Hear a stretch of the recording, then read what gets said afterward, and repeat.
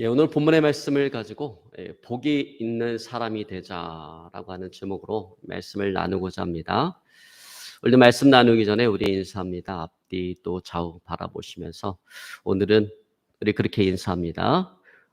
복이 있는 사람이 됩시다. 아멘.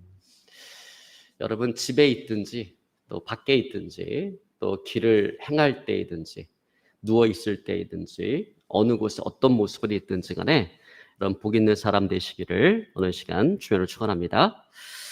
여러분 한국 교회가 한창 성장할 때 신학자 중 일부는 이 한국 교회의 물량주의 또 기복주의에 대해서 비판을 했습니다.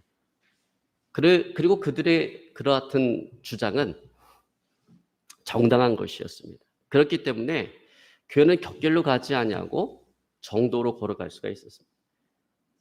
그러나 그런 비판이 너무나 지나쳐서 성도가 하나님 앞에 마땅히 구해야 될 그 복을 구하지 않는다면 그 비판은 문제가 있는 것입니다.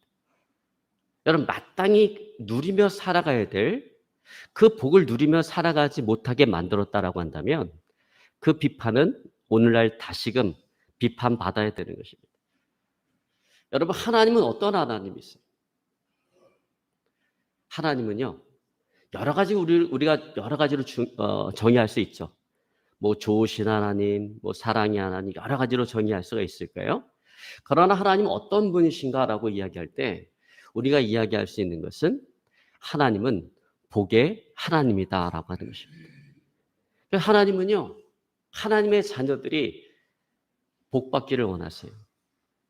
복되기를 원하십니다.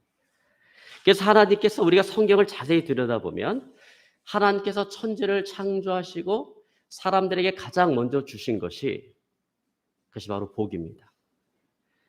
하나님께서 사람을 창조하시고 그들에게 가장 먼저 복을 주셨어요. 여러분 이 사실에 대해서 성경은 창세기 1장 28절에 이렇게 증거하고 있습니다.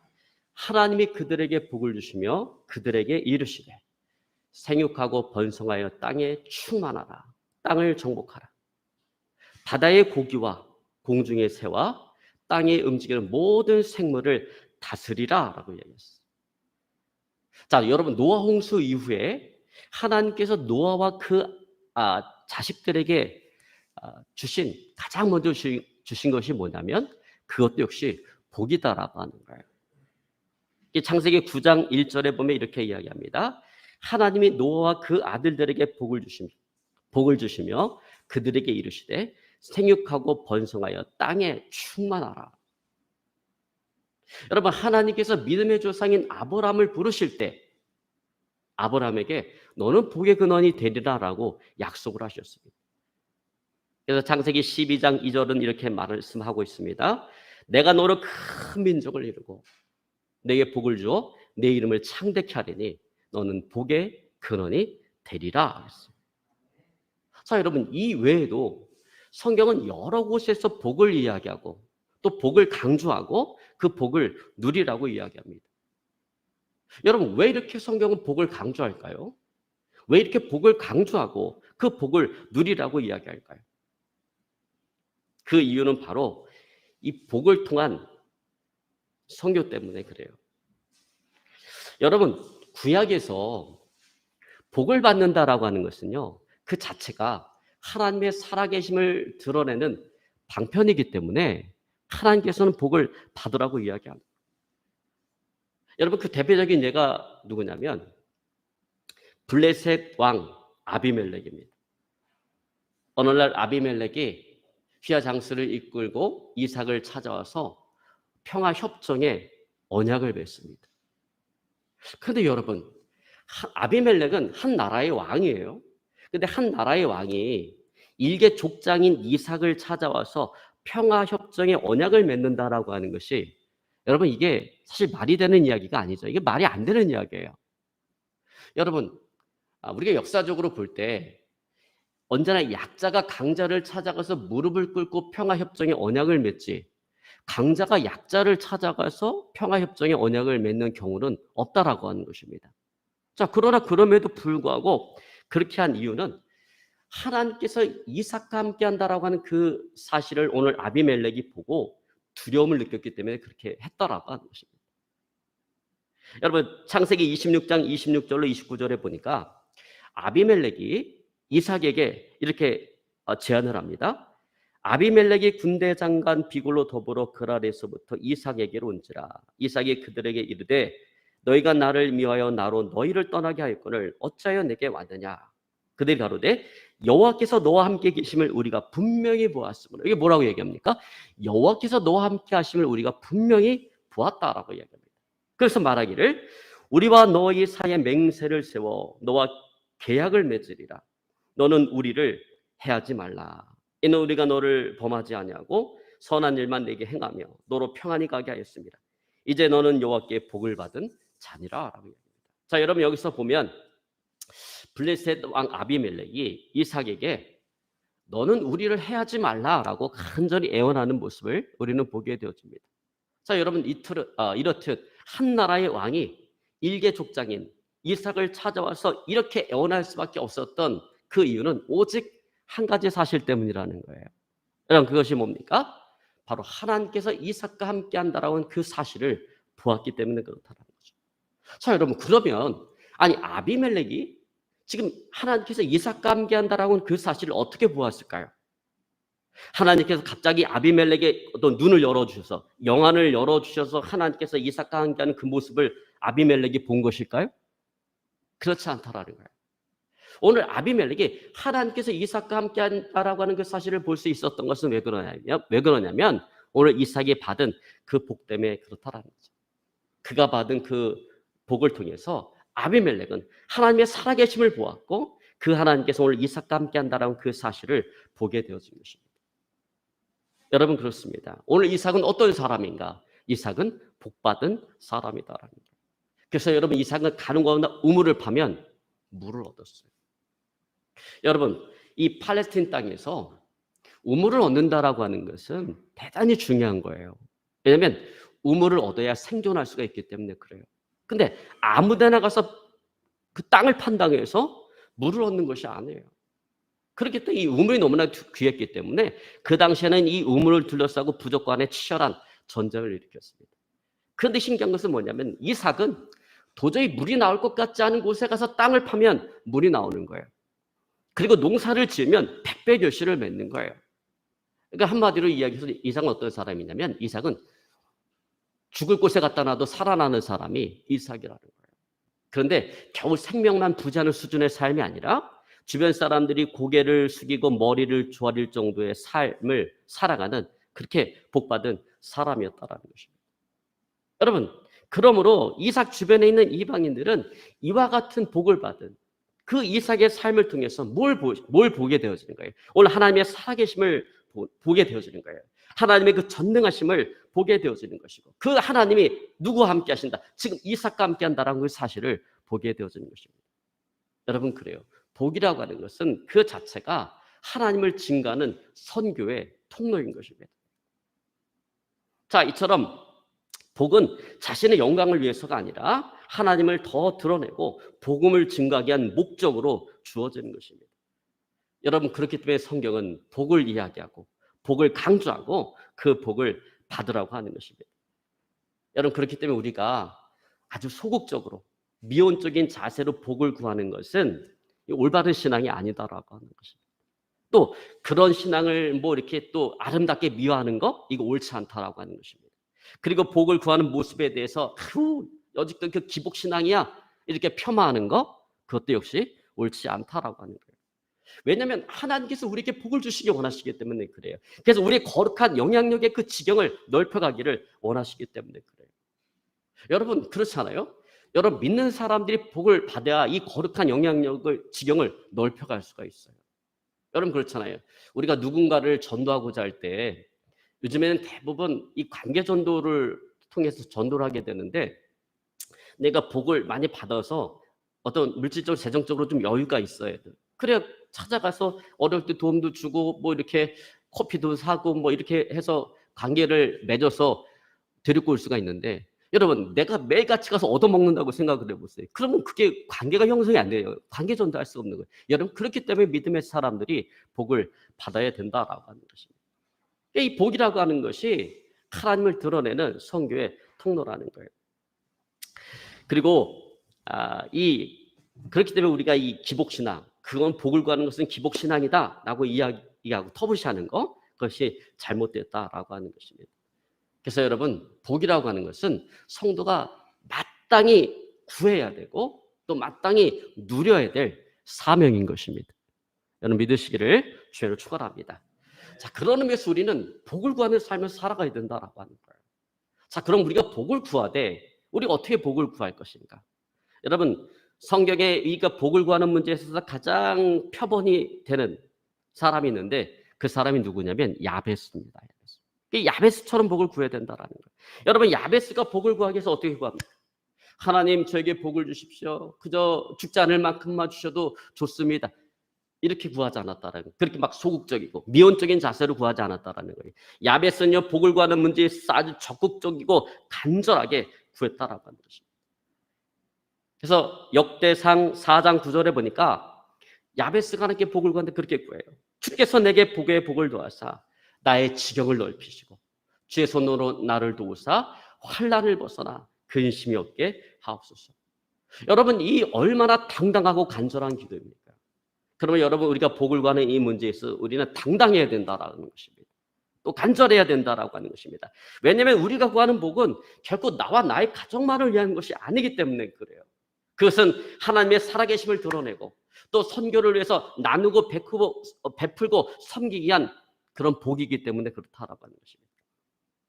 그래서 여러분, 신앙생활하면서 이 복을 구하는 문제에 대해서 이건 너무 기복적인가 이런 생각 갖지 말고 여러분 적극적으로 구하시기 바랍니다. 여러분 기도할 때 하나님, 이번 달 월세 거르지 않게 은혜를 베풀어 주세요. 여러분 이왕 기도할 거 그렇게 기도하지 마시고요. 하나님, 나의 인생이 생존을 위해서 몸부림치는 그런 삶이 아니라 나누고 섬기고 베풀 수 있는 인생이고 삶이 되어지게 하여 주셨어. 오늘 야베스처럼 복의 복을 더하여 주셔서 이왕 기도할 거라고 한다면, 이왕 복을 구할 거라면 여러분 그렇게 기도하시길 바랍니다. 여러분 기도하는 대로 되어질 것입니다. 우리가 선포하는 대로 되어질 것입니다. 여러분, 우리는 항상 이 복 있는 자의 길을 선택을 해야 돼요. 그리고 그 길을 따라가야 됩니다. 여러분, 우리 인생이라고 하는 것은 선택의 연속이에요. 그리고 우리는 그 선택을 잘해야 됩니다. 왜냐하면 그 선택에 의해서 우리의 운명이 결정되기 때문에 그렇습니다. 여러분, 성경은 신명기 30장 15절로 16절에 이렇게 말합니다. 보라, 내가 오늘날 생명과 복과 사망과 화를 내 앞에 두었나니 곧 내 하나님 여호와를 사랑하고 그 모든 길로 행하며 그 명령과 규례와 법도를 지키라 하는 것이라. 자, 하나님께서는 생명, 복, 사망, 화를 놨다라는 거예요. 그리고 선택하라는 거예요. 어떻게? 어떤 길을 선택하라고요? 내 하나님 여호와를 사랑하고 그 모든 길로 행하며 그 명령과 규례와 법들을 지키라. 이 길을 선택하라는 것입니다. 그러면 어떻게 해주시겠다? 그리하면 네가 생존하며 번성할 것이요 또 네 하나님 여호와께서 네가 가서 얻을 땅에서 네게 복을 주실 것임이니라. 하나님은 생명과 복과 사망과 저주를 놓고 우리에게 선택하라고 말씀하십니다. 여러분, 선택은 우리의 몫인 거예요. 여러분, 그 선택에서 우리의 운명이 결정이 되어지는 것입니다. 복된 삶과 저주받은 삶이 나누어지게 되어지는 것입니다. 여러분, 영어로 출생을 뭐라 그래요? birth라고 그러죠. 스펠링이 birth 이렇게 되어집니다. 또 죽음을 뭐라고 이야기합니까? death라고 이야기하잖아요. 스펠링이 death 이렇게 돼요. 그럼 여러분, 출생과 죽음 사이에 무엇이 우리를 기다리고 있습니까? 자, 좀 더 우리가 대답하기 편하게 이 질문을 제가 다시 한번 바꿔서 이렇게 한번 질문을 해볼게요. 자, 출생이 영어로 제가 birth라고 그랬어요. 그 첫 번째 알파벳이 B입니다. 죽음은 death라고 얘기했어요. 그 첫 번째 알파벳이 D예요. 그럼 B와 D 사이에 무엇이 기다리고 있습니까? 쉽죠? C가 기다리고 있어요. C, 알파벳 C가. 여러분, 그 C가 의미하는 것이 뭘까요? 여러분, 영어권에서는 그 C를 선택, 초이스라고 이야기합니다. 참 재밌고 또 의미 있는 언어 유희입니다. 여러분 다시 말해서 내가 태어나서 죽는 순간까지 우리에게는 끊임없는 선택이 기다리고 있다라는 거예요. 그리고 그 선택의 문제 앞에 우리는 끊임없는 선택을 하며 살아가야 된다라고 하는 것입니다. 그 선택이 우리의 삶을 만드는 것입니다. 그래서 여러분 선택이 중요한 거예요. 여러분 배우자의 선택 대단히 중요하죠. 학교와 직업의 선택 대단히 중요합니다. 그러나 여러분 이런 결혼, 직업보다 더 중요한 선택이 있는데 그것은 바로 신앙의 선택인 거예요. 왜냐하면 그 신앙의 선택이 이 땅에서의 우리의 삶을 만들 뿐만 아니라 우리의 영원한 운명을 결정하기 때문에 그렇습니다.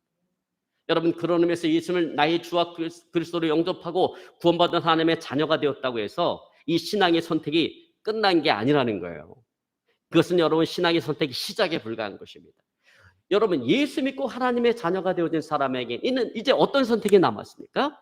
이제 내가 어떤 신앙생활을 할 것인가라고 하는 그 선택이 우리에게 남아있다는 것이 그것이 우리의 숙제라는 것입니다. 자 여러분 그런 의미에서 오늘 시편 기자는 복 있는 사람의 길을 선택하라는 것입니다. 우리가 어떤 신앙생활을 할 것인가에 대한 이 문제에 대해서 복 있는 사람의 길을 선택하라라고 말씀하고 있는 거예요. 자 여러분 그렇다면 복 있는 사람의 길은 어떤 길인가? 자 우선 오늘 본문의 말씀 1절에 보니까 이렇게 이야기합니다. 복 있는 사람은 악인의 꾀를 쫓지 아니하며 죄인의 길에 서지 아니하며 오만한 자의 자리에 앉지 아니하고.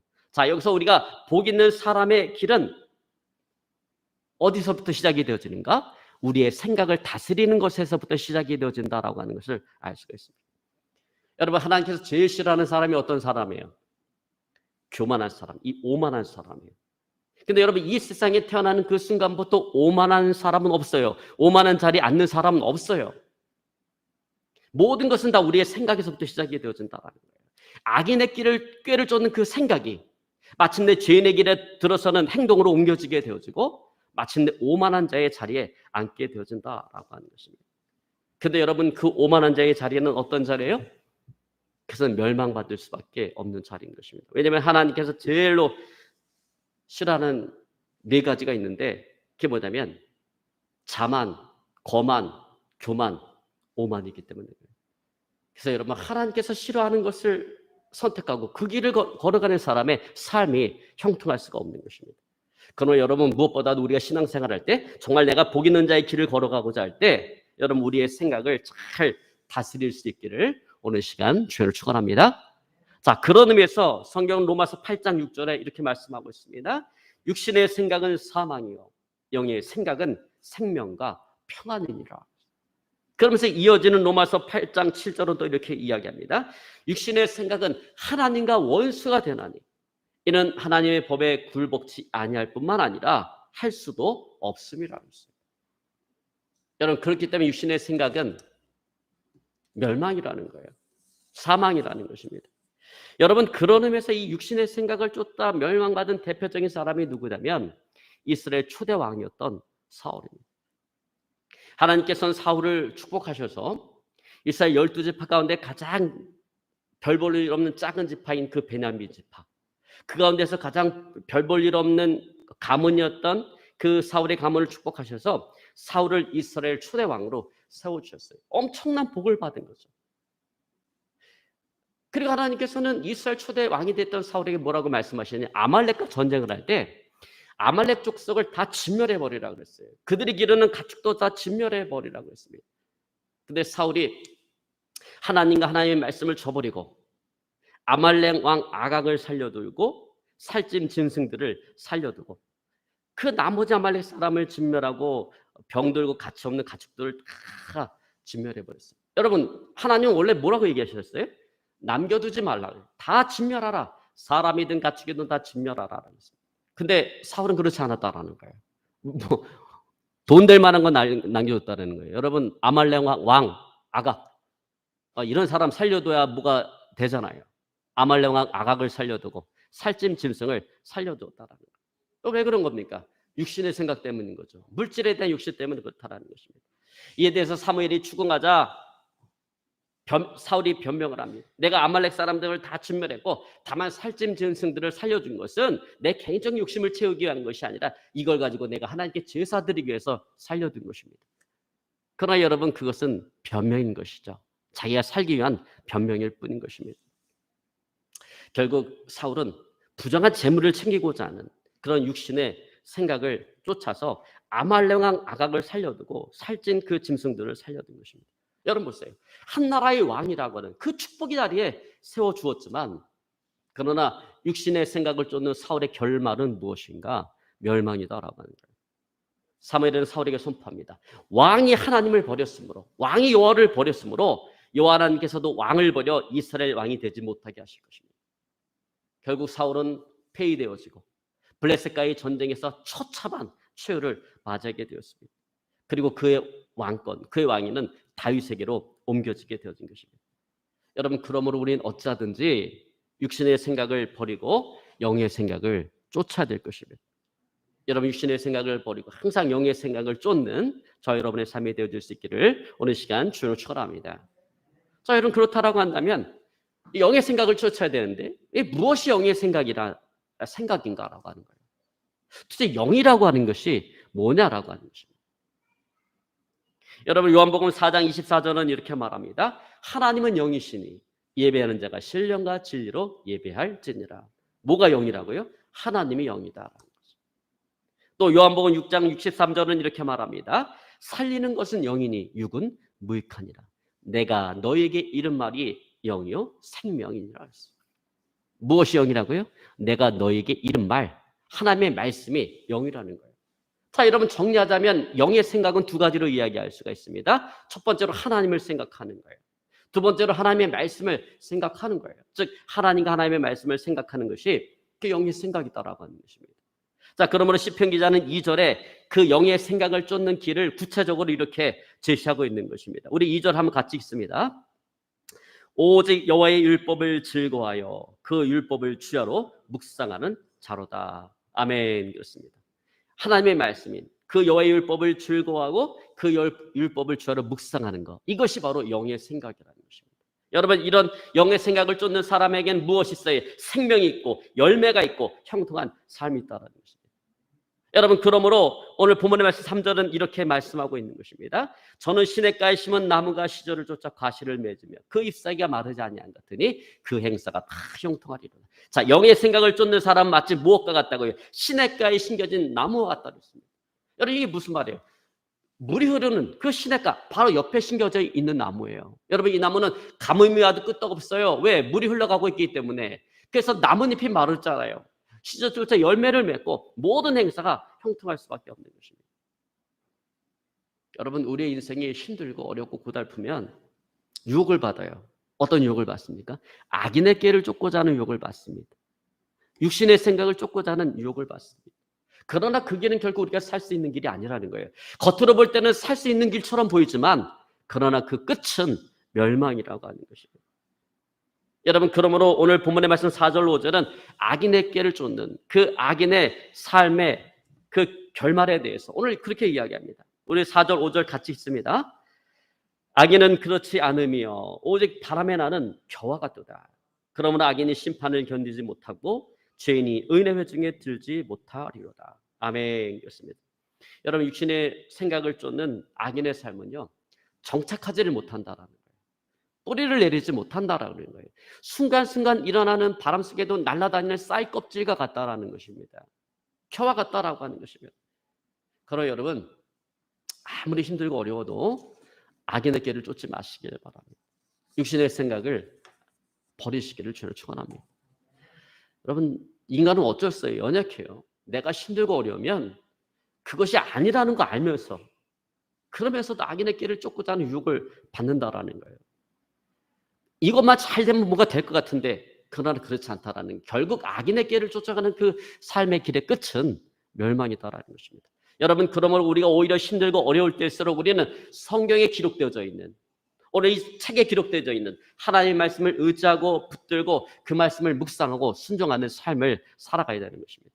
여러분, 그렇게 할 때 하나님께서는 약속된 형통의 복을 우리에게 주시는 거예요. 시냇가에 심겨진 나무처럼 인생의 가뭄이 와도 능히 그것을 다 이겨내게 하시고 우리라 이건 과실을 맺게 하고 열매를 맺게 하고 모든 행사가 다 형통할 수 있도록 인도해 주시는 것입니다. 여러분, 믿으시기를 죄로 축원합니다. 그런 의미에서 오래전에 이 국민일보에 기재되었던 기사 하나를 제가 소개하면서 오늘 말씀을 정리하고자 합니다. 2013년 무역의 날 600만 불 수출탑을 수상한 사람이 있습니다. 그 사람이 누구냐면 대명 무역상사의 CEO인 김용순 사장이에요. 근데 그 사람은 이 베델교회를 섬기는 아주 믿음이 좋은 집사입니다. 그런데 이분이 섬유 제조업을 시작할 때 그 사업은 이미 사양길에 들어선 사업이었어요. 근데 그럼에도 불구하고 그 사양길에 들어선 사업이었음에도 불구하고 얼마나 사업을 잘했든지 수출탑을 수상을 하고 산업정보 장관상을 받았습니다. 그래서 한 기자가 그에게 찾아와서 물었습니다. 아니 사양길에 들어서 있는 이 사업을 하면서 어떻게 이 사업을 이렇게 성공적으로 이룰 수가 있었습니까? 근데 그가 대답을 하는데 엉뚱한 참 우리가 듣기엔 아니 세상 사람들이 듣기에는 참 엉뚱한 대답을 했어요. 그가 뭐라고 얘기했냐면 이렇게 얘기했어요. 저는 성경을 씁니다. 여러분 보세요. 아니 어떻게 사업을 성공하게 되느냐 그럼 사업에 대한 노하우를 묻고 있는데 이 사람이 하는 얘기가 저는 성경을 씁니다. 그러면서 성경을 필사하면서 매일같이 샘솟는 은혜를 체험하고 있기 때문에 그 힘으로 사업을 성공시킬 수 있었습니다. 근데 여러분 사실이 그렇습니다. 이 김영순 집사가 성경을 옮겨 쓰게 된 동기, 옮겨 쓰게 된 이유는 뭐냐면 자기가 사업을 시작하면서 그 사업이 번창하길, 그 사업이 잘 되기를 바라는 마음으로 성경을 필사하기 시작한 거예요.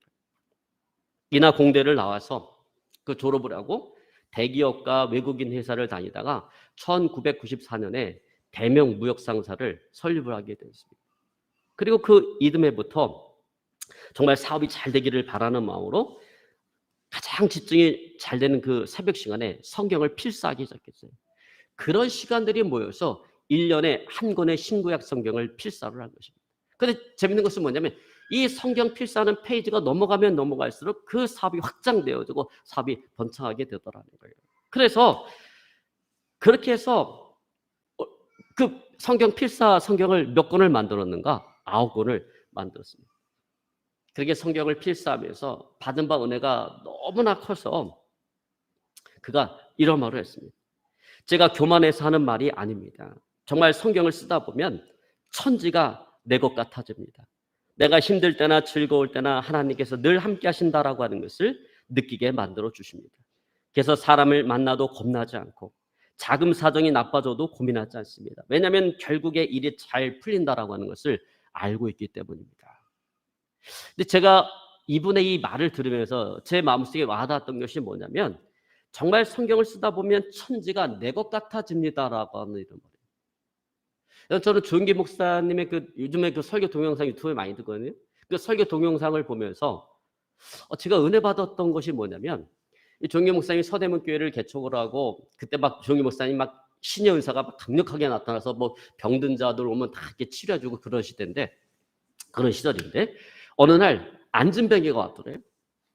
어떻게 하냐 그러니까 저 서울역에서 그 교회 가면 그 젊은 전도사가 있는데 안수를 받으면 고침받을 수 있다 그래갖고 1시간을 기어온 거예요. 안진뱅이니까 거짓 못하잖아요. 그래서 여기에 이 고무 가지고 이렇게 해갖고 이렇게 겨갖고 1시간을 겨갖고 그 교회까지 온 겁니다.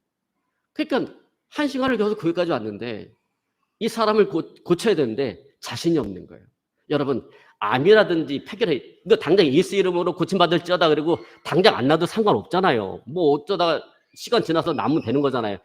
당장 눈에 드러나는 거 아니잖아요. 근데 안진뱅이는 예수 이름으로 고침받을지어다 이렇게 했는데 이거 일어나지 못하면 고침 못 받은 거 아닙니까? 안진뱅이는. 근데 다른 병도 아니고 이 안진뱅이 왔는데 보니까 다리가 바짝 말라서 장작개비 같아요. 이거 고침받을 수 있는 확신 들잖아. 이거 도저히 자신이 없어. 자기가 아무리 신의 은사를 받고 해도 고칠 수 있는 자격이 없어. 근데 이 사람이 왔으니까 그냥 돌려보낼 수도 없고 그래서 마땅히 그때 생각이 난 게 뭐냐면 사도행전 4장에 보면 그 베드로가 안진뱅이 고치는 사건이 생각이 난 거예요. 그래서 그걸 따라서 그대로 했대요.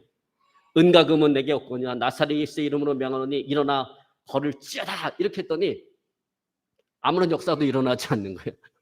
아무런 일도 일어나지 않는 거예요. 그래서 중기 목사님이 어떻게 했냐면 그 사람 여기다 두고 골방에 들어가서 기도했대요. 5시간을 막 부르짖으면서 방언 기도하고 5시간 기도할 때 이 사람 지쳐서 가면 더 좋고 안 가면 어쩔 수 없고 그 교회. 그래서 막 5시간을 기도하는데 5시간을 막 기도하니까 그 마음속에 믿음이 생겨나는데 어떤 믿음이 생겨나냐면 자기가 손가락으로 지구를 딱 밀면 지구가 이렇게 밀려나갈 것 같은 그런 믿음이 들어오더래요. 그런 믿음이 들어왔을 때 나와서 안수하고 예수 이름을 명하니까 그 사도행전의 역사가 일어나는 거예요. 바짝 말랐고 일어나지 못한 앉은 뱅이가 일어나서 걷고 뛰기 시작하는 것이에요. 여러분 제가 이야기하고자 하는 것은 뭐냐면 오늘 조영규 목사님이 그렇게 기도할 때 하나님께서 그 영의 생각을 주시고 그 영의 생각이잖아요. 영의 생각을 주시고 믿음을 주셔서 역사를 일으킨 것처럼 성경 필사도 마찬가지예요. 하나님의 말씀을 이 김영선 집사님이 하나님의 말씀을 필사하면서 자기 사업이 잘 되기를 바라는 마음으로 하나님의 말씀을 필사하면서 그 마음속에 세상 천재가 다 내 것처럼 느끼게끔 만들어주는 거. 이게 뭐가 만드는 거예요? 하나님의 말씀을 필사하면서 그에게 찾아온 그 영의 생각, 그 믿음이 오늘 그 같은 마음속에 그런 확신을 주고 하나님의 역사를 이루어 갔다라고 하는 것입니다. 여러분 이제 말씀을 정리하기 원합니다. 여러분 우리가 하나님의 말씀을 이렇게 마음속에 담고 그 하나님의 묵상을 하면서 그 하나님의 말씀을 나의 말씀으로 만들 때 그것은 능력이 되어서 나에게 힘을 주고 나를 치유하고 또 아무도 대적할 수 없는 사람으로 우리를 바꿔놓는 것입니다. 변화시켜 주시는 것입니다. 여러분 그러면 하나님의 말씀을 즐거워하며 그 말씀을 주야로 묵상하고 그 말씀에 순종함으로 오늘 시냇가에 심겨진 나무처럼 여러분 복 있는 자가 되시기를 오늘 시간 주여로 축원합니다. 그래서 고난과 어려움을 이겨내고 우리의 인생 가운데 열매를 맺으며 모든 행사에 형통한 저 여러분의 삶이 되어질 수 있기를 오늘 시간 주여로 축원합니다. 지금 우리 말씀 붙잡고 간절히 하나님께 기도하기 원합니다. 하나님